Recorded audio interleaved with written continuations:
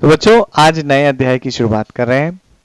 अध्याय का नाम है तरल यांत्रिकी, जिसे इंग्लिश में अपने लोग फ्लूइड मैकेनिक्स भी कहते हैं। तो सबसे पहले तरल यांत्रिकी पढ़ने से पहले हमें यह समझना पड़ेगा कि तरल क्या है। हम किस चीज को तरल कह रहे हैं ये जानना बहुत जरूरी है। तरल यानी कि फ्लूइड। अब आपके दिमाग में आ रहा होगा कि जितने भी लिक्विड्स हैं ये आपके तरल हो गए, है ना। वास्तविकता क्या है ये जानिए। तरल हम उसे कहते हैं जो बह सकता है। Anything which can be flow, वो कोई भी चीज जो बह सकती है तरल कहलाती है। जैसे कि उदाहरण के लिए आप कह सकते हैं कि गैस बहती है, बहती है नहीं, हवा बहती है ना। इसी तरीके से पानी बहता है, शहद बहता है, तो ये आपके कहलाते हैं तरल। ठीक है, तो तरल समझ में आया कि किसे कहते हैं। अब यहां पर आप इसकी डेफिनेशन भी देख सकते हैं। अब सबसे पहले हम तरल स्थैतिकी की बात कर रहे हैं। अब तरल स्थैतिकी को क्या है, द्रव स्थितिकी क्या है, इसको समझेंगे। तो स्थैतिकी का मतलब होता है स्थिर। अब स्थिर अगर मैं बात कहूं कि यहां पर पानी स्थिर है, ठीक है, बिल्कुल है, पर किसके रेस्पेक्ट में है ना। स्थिर हम बात करें अगर स्थिर की तो किसी के सापेक्ष की बात करते हैं। तो यदि तरल स्थितिकी या द्रव स्थितिकी की परिभाषा बता रहा हूं मैं आपको, यदि आपका तरल बर्तन की दीवारों के सापेक्ष स्थिर है तो हम इस तरीके के तरल के अध्ययन को तरल स्थैतिकी या द्रव स्थैतिकी कहते हैं। तो स्थिर तरल का अध्ययन, स्थिर किसके सापेक्ष की बात हो रही है यहां पर, बर्तन के दीवार के सापेक्ष, with respect to the walls of the container. तो स्थिर तरल का अध्ययन किसमें करते हैं बेटा हम लोग, द्रव स्थैतिकी में या तरल स्थैतिकी में। अब तरल की गति का अध्ययन यानी कि तरल का बहना, तरल गतिकी या द्रव गतिकी कहलाती है। अब तरल किसके सापेक्ष बह रहा है, यदि जैसे कि मैं कहूं बेटा ये पाइप है एक, ठीक है, इस पाइप के अंदर पानी बह रहा है, किसी तरीके से भी बह रहा हो, अभी हम उसके बहने पे नहीं जा रहे क्योंकि बहने के भी कई प्रकार हैं। तो यहां पर हम कह रहे हैं कि ये पानी बर्तन की दीवार के सापेक्ष कुछ वेग रख रहा है। तो यदि तरल बर्तन के सापेक्ष, बर्तन जिसमें वो है उपस्थित उसके सापेक्ष उसका कुछ वेग होता है, तो इस प्रकार के तरल का अध्ययन द्रव गतिकी या तरल गतिकी, जिसे फ्लूइड डायनामिक्स भी बोलते हैं। क्या बोलते हैं, इंग्लिश में बोलते हैं बेटा द्रव गति को, द्रव गतिकी इंग्लिश में बेटा कहलाती है फ्लूइड डायनामिक्स। ठीक है, ये आपकी द्रव गतिकी इंग्लिश में कहलाती है। और आपकी तरल स्थितिकी को इंग्लिश में क्या कहते हैं, हाइड्रोस्टैटिक्स। देखिए कल को आपको इंजीनियरिंग करने जाना होगा तो सारी चीजें तो हैं इंग्लिश में ही, इंग्लिश को भी थोड़ा थोड़ा जानते चलेंगे। और क्या बोलते हैं इसे, फ्लूइड स्टैटिक्स। चलिए, तो हमने परिभाषा समझ ली। अब देखो बेटा यहां पर एक और पॉइंट है, वो पॉइंट ये है कि देखो द्रव स्थितिकी की बात हो गई, ठीक है, और द्रव गतिकी की बात हो गई। अब ये दोनों किसका पार्ट है, ये दोनों आपके तरल यांत्रिकी का पार्ट है, फ्लूइड मैकेनिक्स का पार्ट है। तो इसी अध्याय को हमें समझना है, ठीक है। चलिए नेक्स्ट पॉइंट की तरफ बढ़ते हैं। अब द्रवों की व्यवस्था क्या है, कैसे होते हैं द्रव, द्रव यानी कि लिक्विड की बात कर रहे हैं, क्या प्रॉपर्टी है लिक्विड की, ठीक, क्या विशेषताएं। तो ये आप लोग बचपन से पढ़ते आ रहे हैं कि लिक्विड को आप जिस बर्तन में रखते हैं, जिस भी बर्तन में रखेंगे उसी बर्तन का आकार ले लेता है। बिल्कुल सही बात है, जैसे आपने बाल्टी में पानी भरा तो पानी का आकार बाल्टी के आकार जैसा हो चुका होता है। क्यों ऐसा होता है, तो यहां पर एक बात है, क्या बात है, देखो तरल जो है ना बच्चों, या लिक्विड की बात करें बेटा, हम लिक्विड की बात करें, द्रव की बात करें बेटा, तो इनके ये अणु जो है ना दूर दूर होते हैं, ठीक, अणु या हम कहें परमाणु भी कह सकते हैं, अणु भी कह सकते हैं, ये दूर दूर होते हैं, ठीक है, पहली बात ये हो गई। तो इनके बीच में गैप होता है।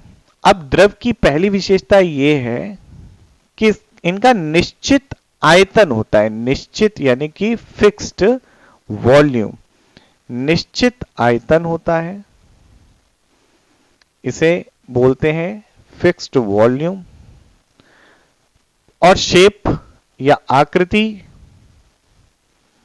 तो आकृति किसकी होती है? जो बर्तन की आकृति होती है, पात्र की आकृति। क्यों ऐसा होता है?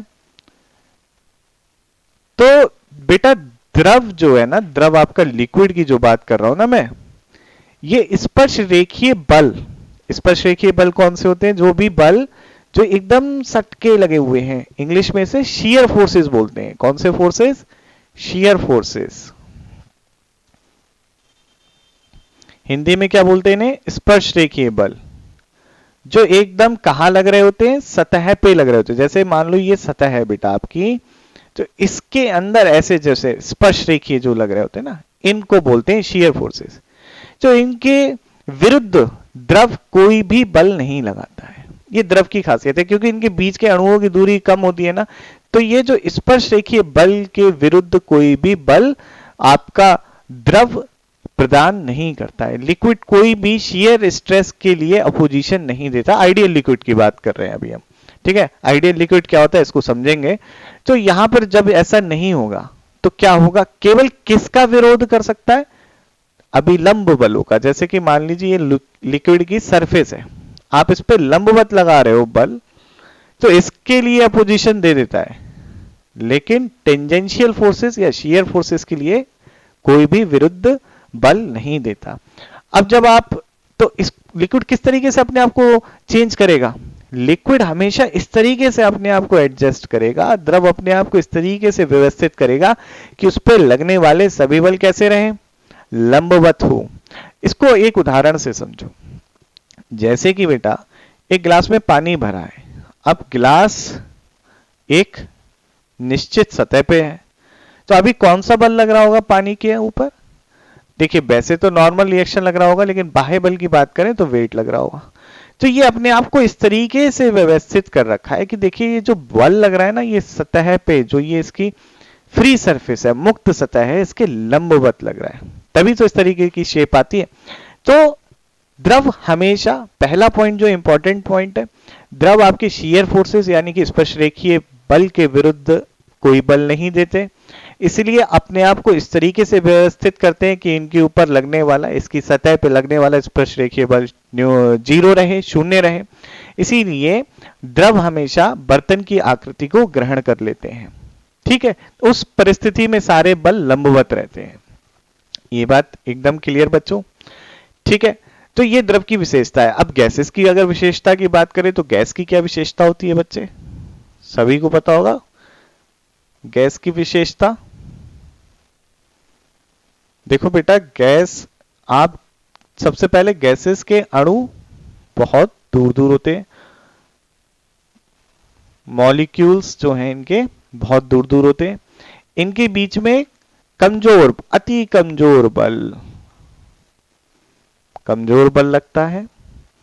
अब गैस का क्या आयतन निश्चित होता है? नहीं, आयतन निश्चित नहीं होता।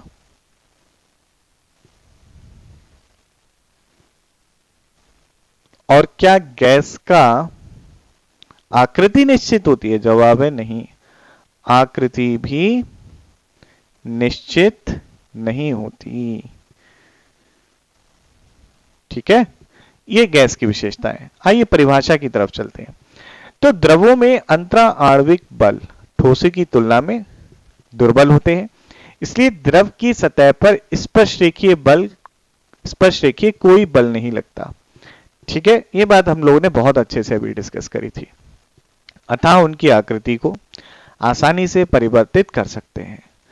जब बाह्य बल उपस्थित, यानी ये अपरूपक बल, डिफॉर्मिंग फोर्स जो आकृति परिवर्तित करता है, तो बाह्य बल उपस्थित होता है, तो द्रव तब तक प्रभावित हो सकता है जब तक कि वह द्रव पात्र की दीवार तक नहीं पहुंचता, ठीक?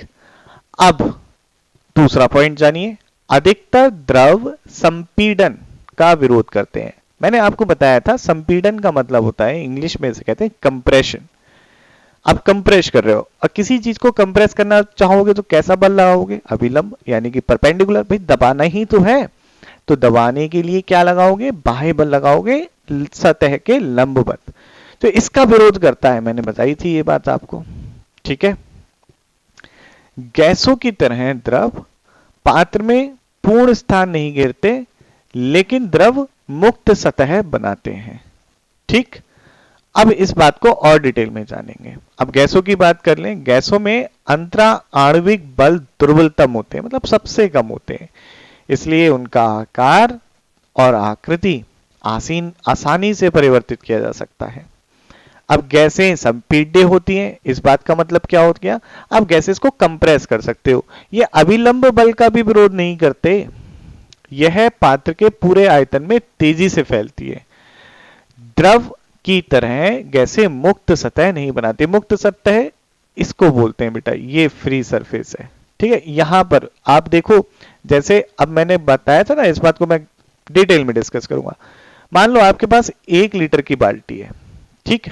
1 लीटर की बाल्टी है बेटे, आपने इसमें आधा लीटर पानी डाला, तो क्या बर्तन का पूरा जो स्थान है घेर लिया क्या? आंसर है नहीं। द्रव ने, पानी ने आधा ही घेरा, पूरा तो नहीं घेरा। तो ये जो सतह है ये आपकी कौन सी कहलाती है? मुक्त सतह कहलाती है।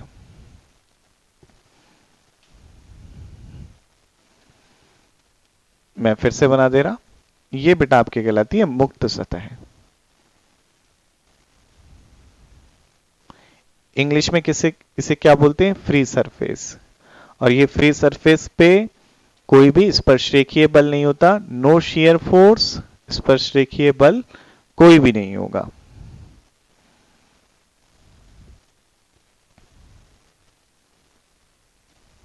कोई स्पर्शरेखीय बल या स्पर्शरेखीय बल शून्य होता है। ये बात हो गई द्रवों की।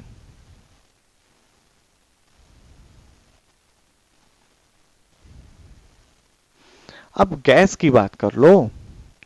अब जैसे मान लो एक क्लोज कंटेनर है, एक बंद पात्र है, इसमें हमने गैस को भरा। ठीक है। हमने गैस पूरी तरीके से भर दी।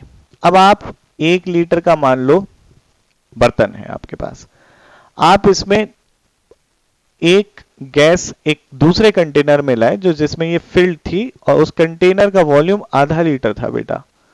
आप इसमें डालोगे इस गैस को 1 लीटर वाले कंटेनर में, गैस का वॉल्यूम 1 लीटर हो जाएगा, यानी कि गैस पूरा स्थान घेर लेती है। ठीक है। तो ये फ्री सरफेस कहां बना पाएगी? जब पूरी जगह घेर ली, हर जगह है, तो फ्री सरफेस नहीं होती, यानी कि मुक्त सतह नहीं होती। इस बात को हमने समझ लिया। आगे बढ़ते हैं बेटा। अब बात करते हैं डेंसिटी की। कुछ पैरामीटर हैं जो द्रवों के साथ जुड़े हुए हैं। ठीक। उससे पहले, डेंसिटी से पहले हम तरल की कुछ विशेषता जान ले। हम किस प्रकार के तरल को पढ़ेंगे? तो देखो, हम पढ़ेंगे आदर्श तरल। इंग्लिश में इन्हें क्या बोलेंगे बेटे? Ideal fluids. तो आइडियल फ्लूइड्स किसे कह रहे हैं हम लोग? सबसे पहले आइडियल फ्लूइड्स की बात कर रहे हैं। तो देखो, आपने कई बार देखा होगा कि पानी बह रहा था और थोड़ी देर बाद रुक गया। देखा है? जैसे कि आपने मुक्त किसी फ्लोर के ऊपर हल्का सा वाटर ड्रॉपलेट छोड़ी, थोड़ी देर आगे बहा, फिर रुक गया, है ना? ऐसा देखा होगा ना? क्यों रुका? यानी कि कोई भी विरुद्ध में बल आया। तो वास्तविकता क्या है? या शहद देखें, शहद की एक बूंद को आप हल्के से ये इंक्लाइंड प्लेन पे ऐसे छोड़ें, थोड़ी देर आगे बहेगा, फिर रुक जाएगा। शहद, हनी, क्यों रुक रहा है? है तो तरल, बह सकता है, लेकिन रुक क्यों रहा है? रीजन ये है कि जो द्रव होते हैं आपके, इनकी विभिन्न सतहें होती हैं। जैसे पहली सतह ये कह दी मैंने, दूसरी सतह ये कह दी, तीसरी सतह ये कह दी। तो इनकी विभिन्न सतहों के बीच में फ्रिक्शन का फोर्स लग रहा होता है। ठीक। ये हमारे आदर्श तरल नहीं है। इनकी विभिन्न सतहों के बीच में बेटा किसका बल लग रहा होता है? फ्रिक्शन का बल लग रहा होता है। फ्रिक्शनल फोर्स एक्ट कर रहा होता है, जो द्रव के बहने को रोक रहा होता है। और इस फ्रिक्शनल फोर्स को, इस घर्षण बल को, तरल घर्षण को हम क्या कहते हैं? श्यानता कहते हैं। क्या बोलते हैं बेटा इसे? श्यानता। और श्यानता को इंग्लिश में क्या बोलते हैं? विस्कोसिटी। बहुत डिटेल में पढ़ेंगे विस्कोसिटी, आगे पूरे चैप्टर में डिटेल में पढ़ेंगे, ठीक है। तो आदर्श तरलों में घर्षण बल उपस्थित नहीं होता, ये माना गया। आदर्श तरल में, आदर्श तरल में श्यानता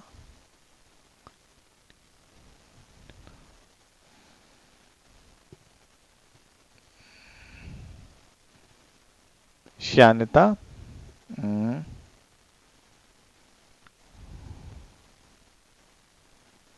घर्षण बल उपस्थित नहीं होता। पहला बिंदु तो ये हो गया बच्चों।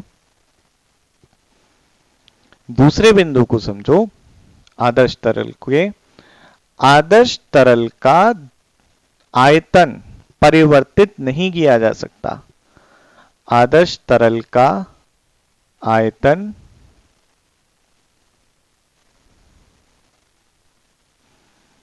परिवर्तित नहीं किया जा सकता।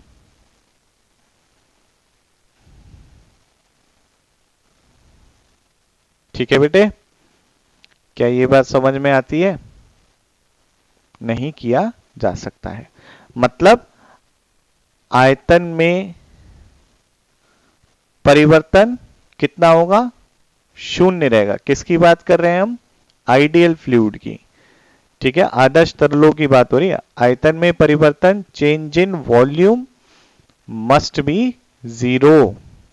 मतलब क्या है कि आप उन्हें कंप्रेस नहीं कर सकते। अभी ये बात पढ़ी थी ना, तरलों को संपीड़ित नहीं किया जा सकता, ठीक है, तो कंप्रेस नहीं कर सकते हैं आप उन्हें। ये किसकी बात कर रहे हैं हम? आदर्श तरल की। तो ये इसी की स्टडी रहेगी अपनी।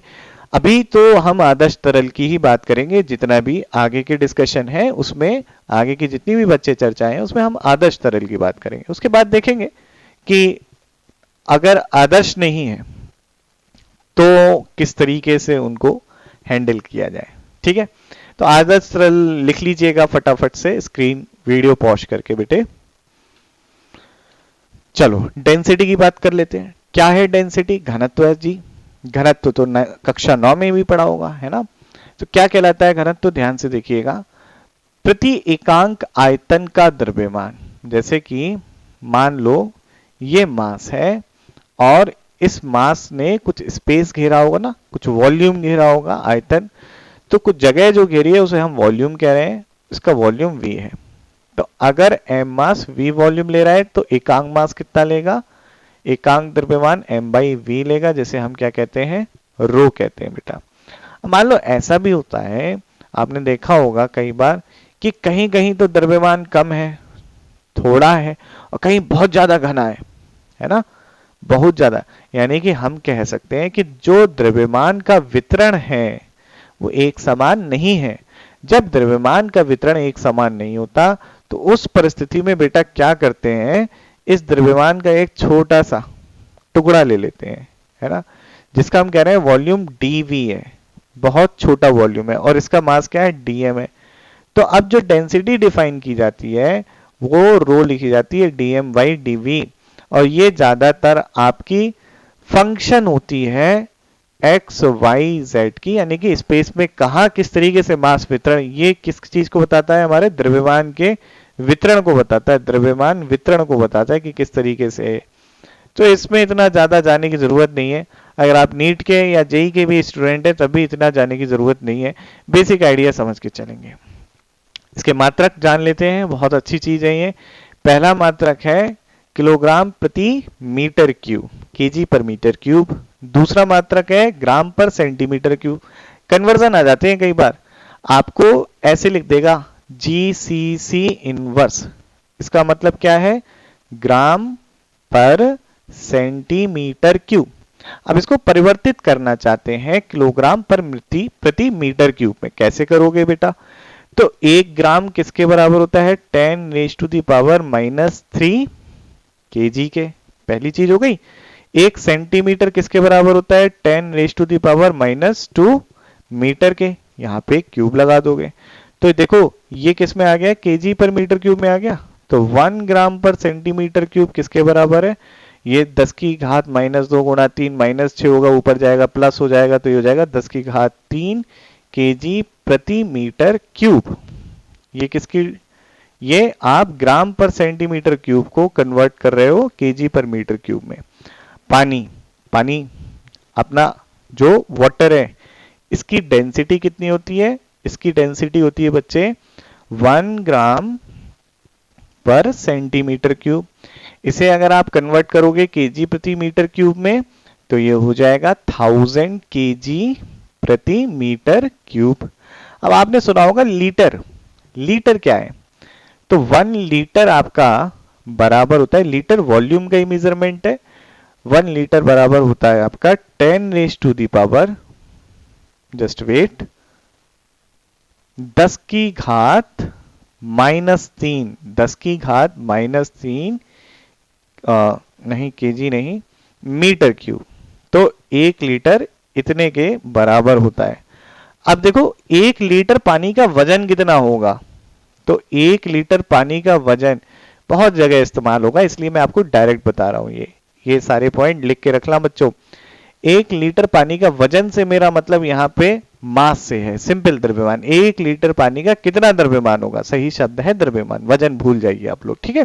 वजन वेट होता है, बल होता है। 1 लीटर पानी का द्रव्यमान कितना होगा, तो 1 लीटर क्या है, वॉल्यूम है। हमें क्या जानना है, मास जानना है। तो मास बराबर क्या होता है, डेंसिटी इंटू वॉल्यूम। अच्छा वॉल्यूम किस में दे रखा है, लीटर में। 1 लीटर बराबर किसके होता है, 10 की घात -3 मीटर क्यूब के। ओके यहां लिख दिया। डेंसिटी कितनी होती है, 1000 केजी प्रति मीटर क्यूब। ठीक, तो ये क्या आ जाएगा, यहां पर केजी में आ जाएगा ना। इसे जब आप हटाओगे यूनिट की मल्टीप्लिकेशन करोगे तो मास तो केजी में है। तो यहां से कितना आ रहा है, 1 केजी, यानी कि 1 लीटर पानी, 1 लीटर वाटर बेटा किसके बराबर है, 1 लीटर वाटर 1 किलोग्राम होता है।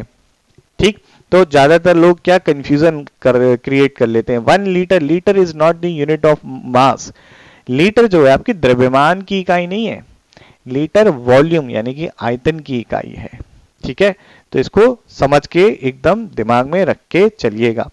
चलो आज के लेक्चर में इतना ही रखते हैं। नेक्स्ट लेक्चर में हम रिलेटिव डेंसिटी की बात करेंगे, सापेक्ष घनत्व की बात करेंगे। ठीक है, तब तक के लिए जय हिंद।